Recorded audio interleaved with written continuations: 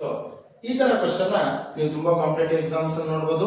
ಈ question topic ಬಂದು work time ಅನ್ನೋದು ಟಾಪಿಕ್. ಸರಿ ಅಲ್ಲ, ವರ್ಕ್ ಟೈಮ್ ಅನ್ನೋ ಕಾನ್ಸೆಪ್ಟ್ ನ ಬ್ಯಾಂಕಿಂಗ್ ಅಲ್ಲಿ, ರೈಲ್ವೇಸ್ ಅಲ್ಲಿ ತುಂಬಾ ಕಡೆ ನಾವು ಈ ಕಾನ್ಸೆಪ್ಟ್ ಇಂದ ಕ್ವಶನ್ಸ್ ನ ಅಬ್ಸರ್ವ್ ಮಾಡಬಹುದು. ಸೊ ಕ್ವಶನ್ ಏನಿದೆ, if A can complete a work in 6 days, A ಒಂದು ವರ್ಕ್ ನ 6 days ಅಲ್ಲಿ ಮುಗಿಸ್ತಾನೆ.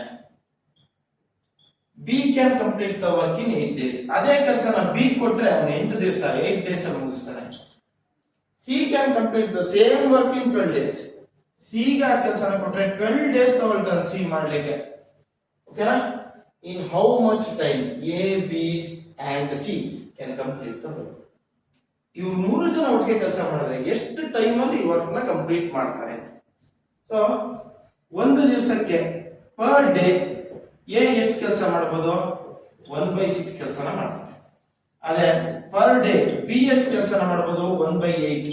8 ದಿವಸ ಕಂಪ್ಲೀಟ್ ಮಾಡಬೇಕು ಅಂತ ಆದ್ರೆ 1/8 ನ ಒಂದೊಂದು ದಿವಸ ಮಾಡ್ತಾ ಇದ್ದಾರೆ ಅಂತ. ಸಿ ಎಷ್ಟು ವರ್ಕ್ ನ ಕಂಪ್ಲೀಟ್ ಮಾಡ್ತಾರೆ ಒಂದು ದಿವಸಕ್ಕೆ ಕೇಳಿದ್ರೆ 1/12.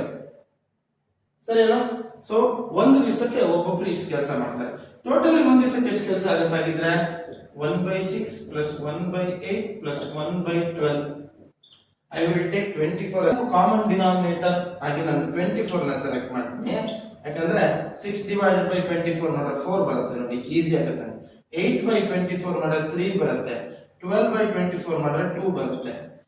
ಹೆಂಗ್ 24 ಅಂತ ಗೊತ್ತಾಯ್ತು? 6, 8, 12.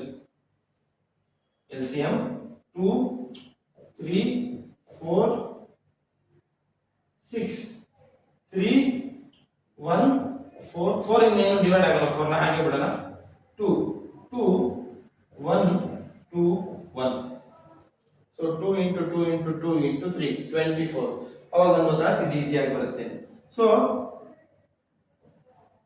ಆಡ್ ಮಾಡಿದಿಷ್ಟು ಯು ಗೆಟ್ 9/24. ಸೊ ನಮಗೆ ಎಷ್ಟು ದಿವಸಕ್ಕೆ ಕೆಲಸ ಮುಗಿಯುತ್ತೆ ಅಂತ ಗೊತ್ತಾಗಬೇಕು ಅಂತ ಹೇಳಿದ್ರೆ ನಾವೇನ್ ಮಾಡಬೇಕು? 1 divided by per day's work, that is 24/9 days. Thank you.